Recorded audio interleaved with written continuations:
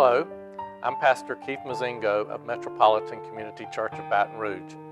I want to thank you for clicking on the video of our worship message. Please go to our Facebook page at facebook.com/MCCBR to see the entire worship service, including prayers, special music, and communion. You're also welcome to join us every Sunday morning at 11 a.m. for worship service. Stay tuned after the message for information on how you can stay in touch with us.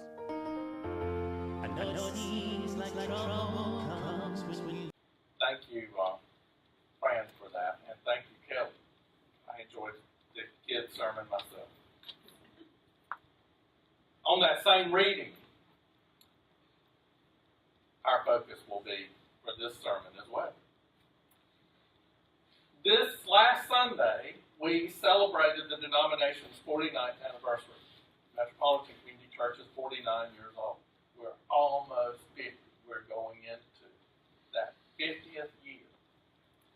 This past week, during the week, on Wednesday, we celebrated, at least some of us did, I suspect a lot of you did, we celebrated National, do you know what it was? Oh, you do know, you did celebrate National Coming Out Day. This past Wednesday, National Coming Out Day. Well, did you celebrate? Some of you did. Did you let people know who you are? Who you really, really are? Yeah. You didn't? I think there's a song in there too somewhere. Here's the deal. We keep having this National Coming Out Day.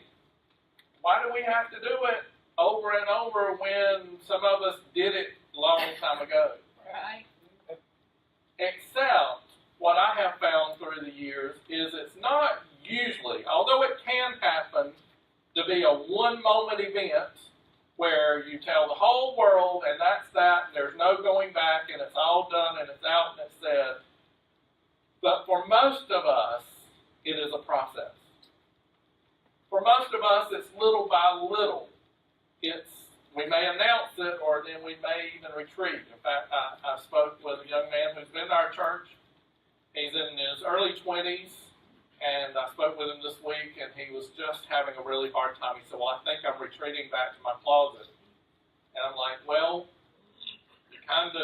you can try. You've already come out to your family and your church and your job, so it's kind of hard to retreat.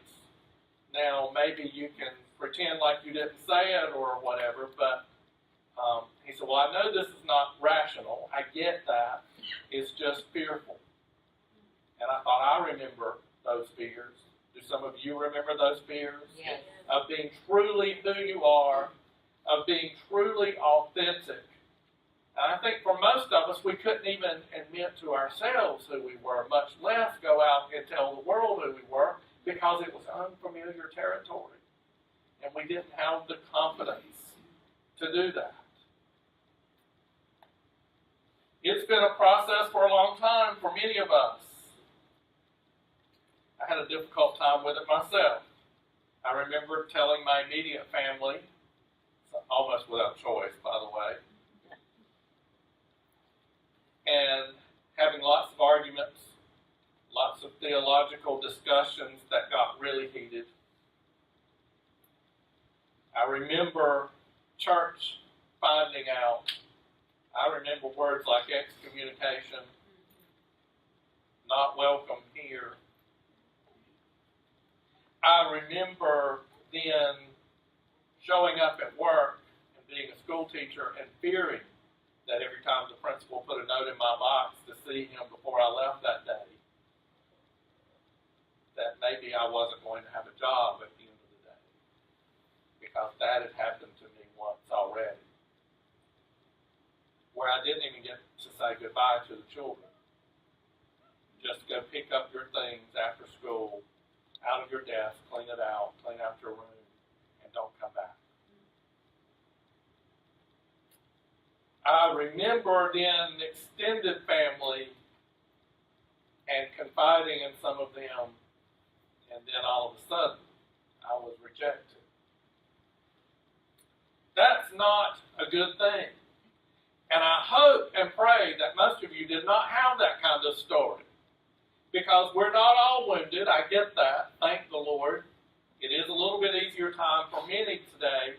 But like I said, here is someone 22 years old, 23, 24 years old that's having a struggle with it, with his Pentecostal church and his Pentecostal conservative family and the job that he works being a very good old boy kind of place. And having a very difficult time with that. I walked away from people that I loved in my family and friends in church that did not reject me because I was afraid they would. So I lived away from them for a long time. And thank God, just a few years ago, since I've been here as your pastor, a cousin, Sherry Rogers, happy birthday, Sherry, today's her birthday. She and her husband Will came down to New Orleans on vacation, and they called and said, "We want you to come and visit. We haven't seen you in a long time. We want you to come and see us and have dinner with us and spend some time with us." And I kind of had that old fear. I hadn't felt in a long time, but that old fear just started rising up. What am I going to do with this? Do I dare tell them who I really am? And then it occurred to me that I've lived all of these years without them. And this was an opportunity for them to decide whether they would be in my life or not. And to my pleasure, they decided they loved me with an unconditional love. Amen. And they didn't approve of anybody's rejection of me. And they said, and by the way, in a couple of months is our family reunion, and we expect you to be there. Amen.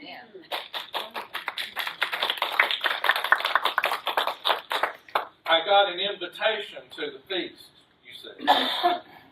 I got, me, the reject, the one that had been fearful and not out, but as I came out little by little, processing out, having to let some family and friends go, and yet God, through the years, bringing other family and friends. Yes. Some by blood and some not. But bringing those people to me, and here I am with an invitation to the feast. An invitation to a celebration of family, of getting together and loving one another. I want to tell you something. I went, but I was scared to death. I was scared that not everybody would be as receptive as Sherry was. But then she sent reinforcements, you know. Her sister and her husband came to visit too. Amen. And invited me to eat. And said, "We expect you to be at the family reunion." And I figured, as conservative as they are, if I could pass their test, I could probably pass anybody else. But I went nervously, worried about all those Pentecostals, everybody that had been reared in the Church of God, and wondered what that day was going to look like. And it was one of the best days of my life. Amen. Amen. One of the things that happened was that everybody hugged me and wanted to know where I'd been for so long and why hadn't I been there. And my answer, rather than being, well, I don't know. My answer is, I decided one day to live my truth, to live Keith. And I got a rejection notice from some family members, and I didn't want to take the risk of you rejecting me either. And they just looked at me like that would ever happen. But I thought that it has happened. It has happened. I know what that feels like, and I would rather live with the not knowing, if you would, than to give you the opportunity to make it happen, even though I didn't have you in my life. What I learned that day, though, was that all through these years that I've been missing, that real life happened to those perfect Pentecostals. Real life comes to all of our houses. Yes. Real life comes to us. Not all of them had made all the perfect decisions in life either. Not all of them had been all the perfect conservatives that their parents or their grandparents were. There were people who had been in jail. And I'm like, whoa, I haven't done that yet. Not that that makes me better than them. It was just refreshing to see that everybody loved everybody, and there were ones that had fallen off the wagon and become alcoholics. Good Church of God people, good Pentecostal people that had made some choices and changed their lives. In other words, none of us was perfect.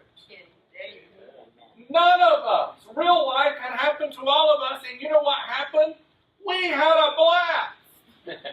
We had a great time, from the super saints among us to the little rejected homo. We had a ball. We had a wonderful time, and you all know that since then, every time I go home, I let them know ahead of time, I'm going to be at such and such a restaurant. Hope to see you while I'm there. There's never been fewer than a dozen people for dinner. Never. Never since that happened. They come, not because they necessarily theologically agree with who I am, and I certainly don't theologically agree with some of who they are. But the bottom line is, we love one another. And we can have arguments. We can get heated on Facebook and other social media. We can X people out online, but put us in the same room together. And we just love each other right on. We just love each other. We forget all of that mess. Because it boils down to mess, you know. Right. Yes. We forget all of that, because once we get invited to the feast, it's not just about food. It's about the fellowship. Yes. It's about community. It's about family. It's about us being together and loving one another. It's about us coming out to the feast, coming out to the place we've been invited. In our story today, Jesus gives a parable, and we have to remember it was just a parable. It was just a story he made up to make a point. So let's not take it all very literal. It's not about a king and servants and all of that. It was a story. As you know, Jesus was good at telling stories to make points. And let's put this in perspective. Remember that Jesus made this triumphal entry into Jerusalem that last week of his life. This was on Wednesday of that week. Now think a minute. Jesus is about to be crucified. Probably knows that the end is coming. And he has parting words. What would you want to leave as your parting words? Would you want to share something with those around you? Would you want to give them another lesson? If you saw people that were faltering or making poor choices in their lives, would you want to try to tell them a story that would give them some insight into what was coming? Perhaps so.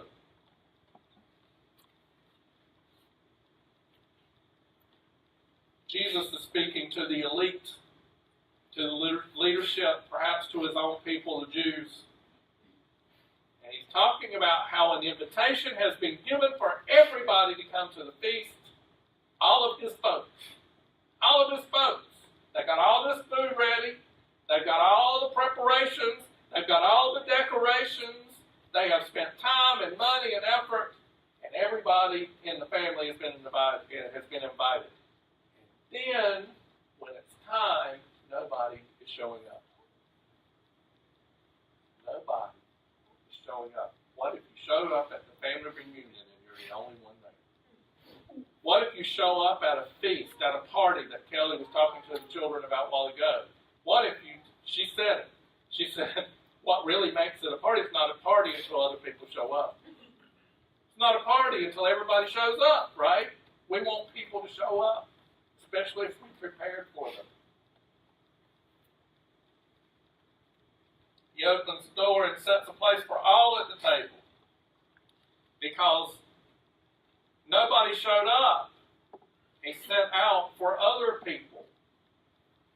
You see, the rejection notice came out. So therefore, went to the people who would not reject the invitation, would be willing to go through the process of coming out.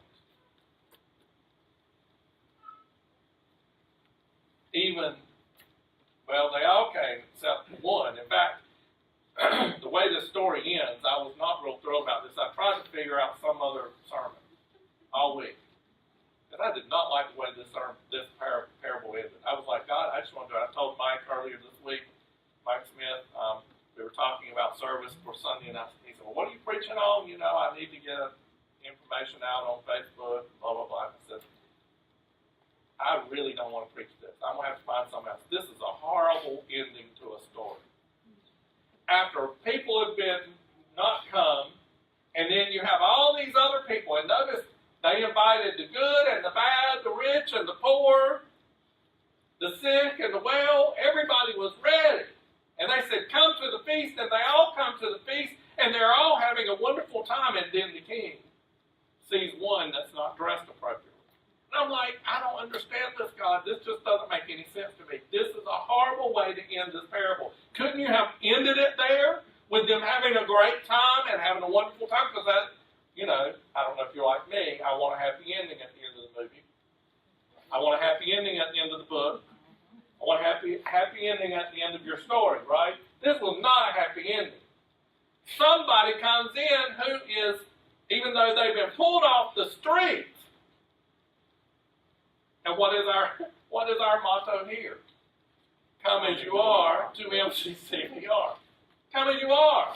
We want people to feel comfortable to come. And this guy comes in. He's there for the feast. He's there for the food. But he's not dressed appropriate for that. The other people must have dashed home and changed clothes. And he didn't. He just came. And the king, here's the thing. The king goes up to him and calls him friend. The king says, friend, did you not understand where you were coming? And he's like, well, yeah, I came off the street. I was invited to a feast. And he says, well, but you're not dressed appropriately. And he calls the servants and has the man thrown out. And according to this version, into outer darkness, where there's weeping and gnashing of teeth. That's a horrible place to go, sounds like to me. I kept worrying about that. I kept asking God. I kept praying about it, and I did some research because there's a similar story over in Luke that doesn't end exactly the same way. It's not quite as bad, but it's still not a great ending. And I said, God, you're going to have to open my mind because I couldn't leave the story. It was there in my spirit for today, and I said, God, I don't know why. I can't let this go, but I can't leave my folks there. Because my conservative background, they would have said, that's when God throws people out into hell and the fire and brimstone and all that, and I don't believe any of that anymore. My theology just doesn't go there anymore. I thought, God, why would you go to all of this trouble and invite someone in it? And then it occurred to me, with National Coming Out Day, there are people that we have invited into our lives. There are people, all of us have been invited to the feast. All of us have been invited to come to the celebration, to the family reunion, and find the unconditional love. But there are some who refuse to see. Because you see at the end of one of Jesus' parables, he talks about how he has sent messenger after messenger after messenger to send light, to send knowledge, to send understanding. of things that people were not seeing. Jesus was constantly talking. And remember, go back to who he was talking to. He was talking to the elite. He was talking to his own people. He was talking to church leaders that should know better, who have been given every opportunity. They've been invited to the feast, and they show up to eat, but they don't show up to love. Amen. They show up to eat, but they don't show up to love. They want, feed me, feed me, feed me. And I don't want to get into next week's sermon. Stewardship next week. And I'm going to talk about how our diets, our spiritual diets, people come and want to be fed. And of course we want you to be blessed. Amen. But do you come just to get something? Or do you come to share something? If we just come to the feast, then we're not dressed properly. If we just come to eat, we're not dressed properly. And when the king threw him out into outer darkness, the outer darkness is a symbol for ignorance and stubbornness. He threw him out of the presence of all of that peace and fruit and love that was around him, that was surrounding him, and he had every opportunity, that he refused to see what was right in front of him. Much like some of those that have rejected me didn't really see all the love that I had for them and all of the compassion. I still haven't gotten over one of them. I don't think I'll ever get over it unless one day we can have a talk about this again. From one family member, we had a confession moment with each other because we were very close at that time. And she told me that she was having an affair. And I told her that I was gay. And all of a sudden, I was not welcome in her life. And I was like, wait a minute. What just happened here? We just shared a very intimate, close moment. And I didn't reject you. Whether I agreed with what you're doing or not is beside the point. I love you unconditionally. And I'll be here for you. And when this hits the fan, I'll be here to help you through it.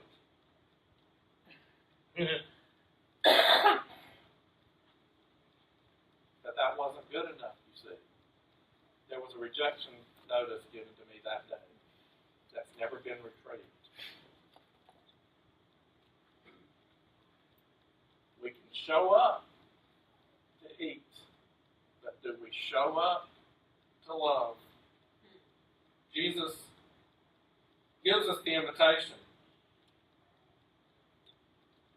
But if we don't want that, then we, whether we're cast out in it by other people or whether we just live it ourselves, we leave the feast. It worries me sometimes if people just come here to eat, but they don't come here to love. Then they leave and go into the outer darkness once again. On their own accord, on their own 2 feet, by their own choice. They don't have to be thrown into it. They get up and walk out into it. The not knowing and the missing out on what they can have.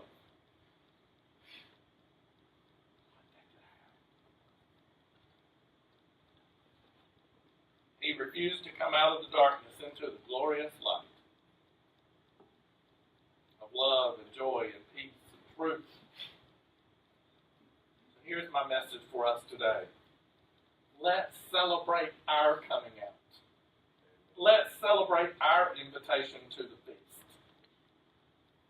Let's live our truth.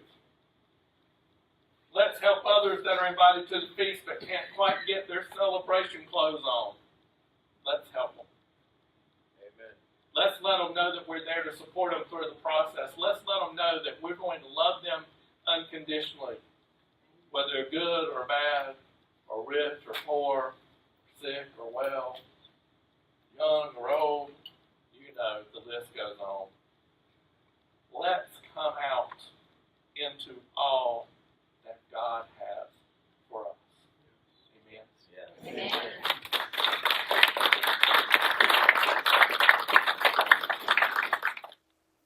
Again, thank you for watching our worship message video on YouTube.